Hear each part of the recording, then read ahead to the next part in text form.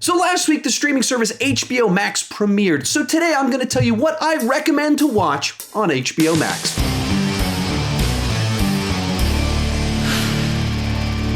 Hi, my name is Sean, and I love to talk about movies way too much. With that in mind, go ahead and join me down below in the comment section. If you have HBO Max, let me know, what do you recommend that people check out on the new streaming service? As we go into this, as a point of reference, I've had HBO Now, kind of the previous version of this, for a couple years now. So maybe some of my recommendations might be swayed a little bit by a little bit of familiarity with HBO's previous catalog of material. Also, before we get started, I have a companion video to this over on my Patreon page with 10 more movies that I recommend you check out on HBO Max. With that said, I'm gonna go ahead and get started. First thing you need to know about, there's a bunch of big franchises on HBO Max. One of the things that's cool about this streaming service is that it's mostly all a totally different archive than the other streaming services have. When it comes to Netflix, Hulu, Amazon Prime, they have certain movies that are on all three of the services. When it comes to this one, it's a bunch of stuff that's not anywhere else. So kind of just diving into it, they've got a bunch of the Alien movies, 1 through 4, plus one of the Alien vs. Predator movies. They've got most all of the DCEU movies, a lot of DC Comics films because they have a deal with Warner Brothers, so a bunch of DC stuff is on there. Got a bunch of the Lego movies. They don't have Lego Ninjago, but they have Lego Movie 1 and 2, Lego Batman, and another one as well. They have a pretty deep, extensive Godzilla movie archive, a bunch of the old ones. So they have Godzilla King of the Monsters, but then they've got a bunch of stuff. So if you want to dive in deep into the world of Godzilla, definitely want to check out HBO Max. They've got several Die Hard movies, in particular 3 of the good ones, Die Hard 1 through 3. So if you're kind of behind on your action movies, got some action movies right there. They've got the Harry Potter movies, all of them. Like Harry Potter and the Sorcerer's Stone through Crimes of Grindelwald. And so that's a really nice franchise to kind of have in the pocket. Then we've got all 4 of the main American Pie movies. So if you want some dirty, raunchy comedies, they've got the American Pie movies. And then they've also got several of the Daniel Craig Bond films. Other streaming services have older Bond films. These ones have like Casino Royale, Quantum of Solace, and so some of the newer ones that aren't on the other services. Next up, they've got several great James Cameron films on here. True Lies, The Abyss, Aliens, and then he wrote the script for Alita Battle Angel. Now here's what makes this version of some of these movies really cool. True Lies and The Abyss have not been released on Blu-ray. You cannot get a true HD version of 2 of James Cameron's films, which is crazy that that's a thing that's actually true in the year 2020. But they've actually finished the HD transfer, and I believe those are the versions that are on HBO Max.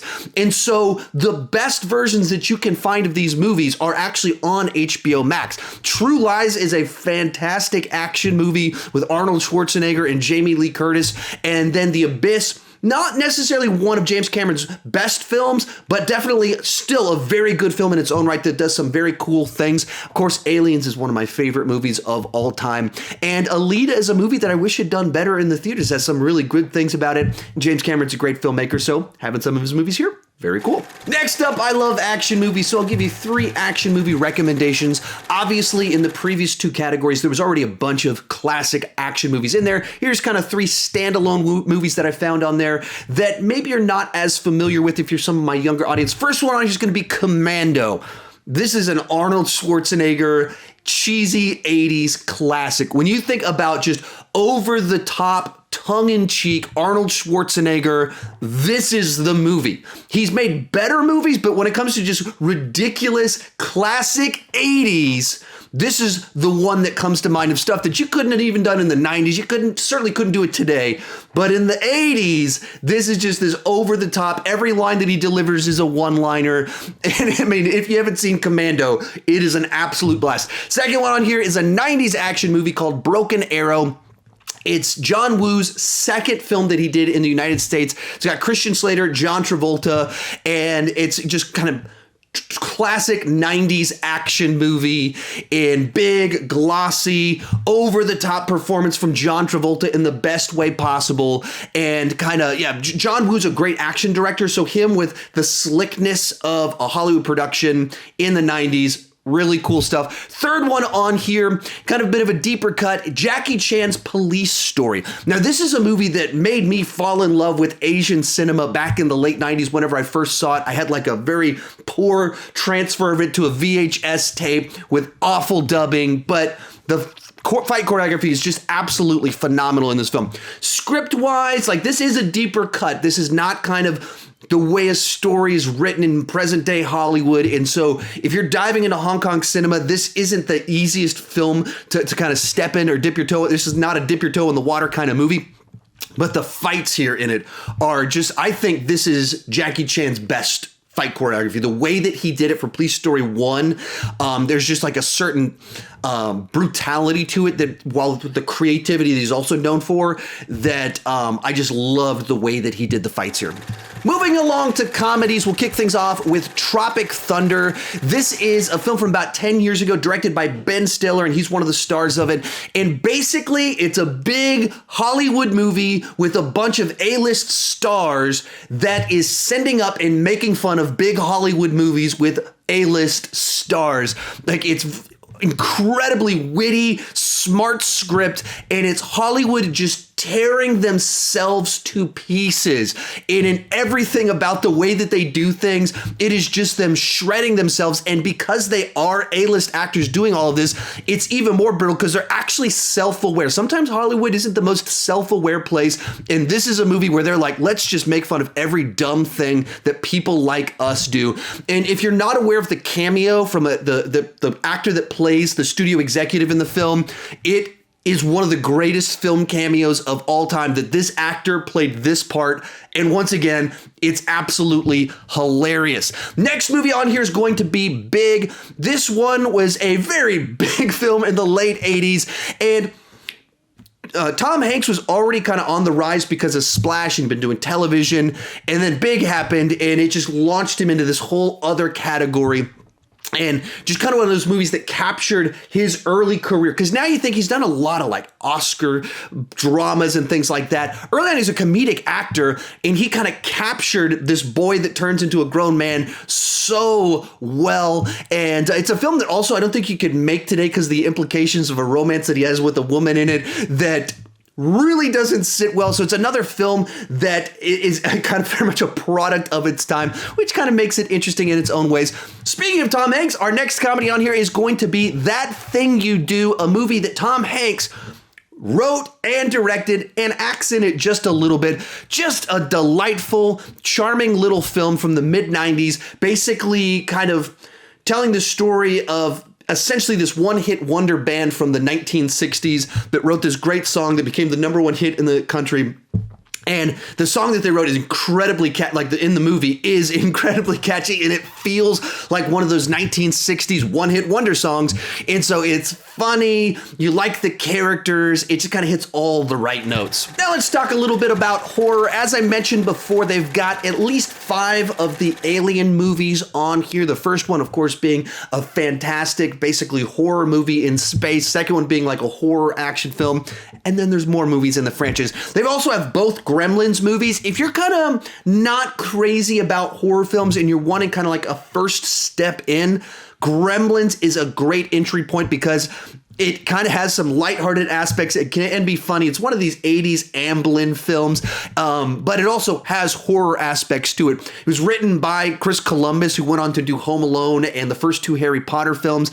And so it has a family vibe while absolutely being a horror film at the same time. And then they also have, I think, all of the Nightmare on Elm Street films. I think all of them are on there. I mean, there's a whole lot. So if it's missing 1 or 2, there's still a ton of Freddy Krueger on this platform. Once again, one of the iconic classic horror franchises. And whether you're talking about the original run, the remake, Freddy vs. Jason, it's on there. Moving along to date night movies, they've got several of my favorite rom-coms on here. First one is going to be Crazy Rich Asians, one of the best romantic dramedies of the last decade that just did a great job of being funny, but finding the tension in it in much more authentic places, as opposed to being some sort of contrived scenario, which we'll get to in the third one in this pick, instead of one says the contrived scenario one. This movie actually bases the conflict that kind of creates tension throughout the film in actual cultural differences. And so that, I think, added a lot of depth and emotion to the film and authenticity. And then it can be funny and romantic as well. Then we have Crazy Stupid Love from about 10 years ago. Got an all-star cast when you have Steve Carell, Julianne Moore, Emma Stone, and then Ryan Gosling in there as just kind of this story of people looking for love, falling out of love, falling back into love, all kinds of different emotions. Great set of actors playing great characters. And the way the story kind of comes together as you go through the movie, it actually worked really well for me. And so if you haven't seen this one, definitely worth checking out. Final one on here is How to Lose a Guy in 10 Days. Now, this is the epitome of Matthew McConaughey rom-coms from the zeros. It has the high concept, kind of contrived the way it all plays out. It hits all the beats that movies like this hit, but I think it plays the formula so well. I find it very enjoyable, and as obnoxious as both the lead characters are, they're a lot of fun together at the same time. So if you don't like kind of those zeros rom-coms, this one's probably not going to be the one that wins you over. But if you're into that kind of thing, this is one that I've always enjoyed. Real quick, before I give you my final three quick categories on here, be sure to tell me what you recommend on HBO Max down below in the comment section.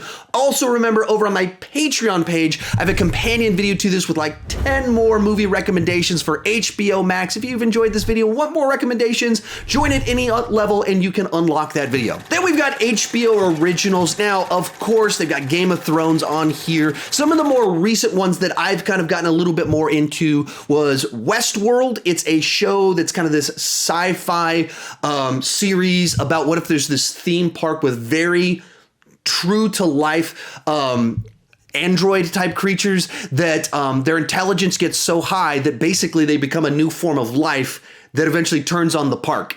And so it's the original concept for Westworld goes all the way back to the 70s from Michael Crichton, who eventually wrote Jurassic Park that turned into Jurassic Park the film. And you can see the original forms of that in his original idea of this amusement park where the amusement items turn on the guests. And this is like a highly advanced version of that original concept. It's from Jonathan Nolan, Christopher Nolan's brother. Very deep, complex storytelling, very Nolan-esque in its kind of swapping of time frames and stuff like that. So not the easiest show to watch because it is so complex. It's very hard R, but one that at the same time can be very fulfilling at the same time. Then there's also Watchmen, one that they had that premiered this last fall. That's a continuation of the original Watchmen graphic novel, probably the most celebrated graphic novel comic book of all time. And this one did a really nice job of taking that material and following it up and kind of contextualizing it for now and finding what are the things we're dealing with now. Because the original Watchmen was very political and dealt very much with the climate of the time. This one deals with the current climate that we're in right now. And especially in light of the events of the last couple of weeks, some of it is incredibly relevant to today. But HBO has been putting out originals that are kind of premium television and documentaries, sports stuff, even movies, for 20 plus years now. And so there's a lot of stuff to dive into there. Next to last category on here is going to be classic films. Now they have some deals with Turner Classic Movies as well as the Criterion Collection. And so they don't just kind of have big mainstream blockbusters. They also have a pretty deep archive of classic golden age cinema. Now, if you follow my channel, you know that's not really my strong suit. That's not where I naturally gravitate towards as much. So I can't give you as many deep cuts and strong recommendations there, but I can give you a couple things that I spotted. First one on here is just kind of one of the movies that I mentioned that everybody needs to watch at some point in time in their life, The Wizard of Oz. And I mentioned this one in particular because it's one that my daughter's been asking to watch. We don't own it just yet. And then it showed up on HBO Max. So it's like, looks like we can watch The Wizard of Oz with our daughter now. Other one on here is going to be North by Northwest. This is an Alfred Hitchcock film. And he's kind of known more kind of the suspense thriller, psycho, and this one definitely has the thriller aspect, but has more of kind of an adventure vibe to it. It was like a spy sort of thing kind of going on, so it's a different type of film for him. So if you want to dive into kind of Alfred Hitchcock, here's one you definitely want to check out. And finally, shark movies. They have a premium selection of the best as well as some of the best so bad they're good shark movies on here. First off, they have Jaws 1 through 4. Jaws 1, one of the best movies of all time, one of the perfect movies that everybody needs to watch. Rest of the Jaws movies, maybe not so much. The second one, bit of a rehash of the original one, kind of captures the vibe, but pretty familiar. Third one for me is one of these so bad it's good movies because it's Jaws, it's SeaWorld, and it's got Dennis Quaid in it, so it's ridiculous. It was designed to be, it's Jaws 3D, but it doesn't have the 3D effects anymore, so they have all these shots with like things going at the camera, but it's 2D, so it just looks awful. There's a bunch of terrible special effects that just adds to the charm of it, and I just find Jaws the Revenge of the Fourth one just bad. Then I also have the Meg. So Jason Statham battles a gigantic megalodon.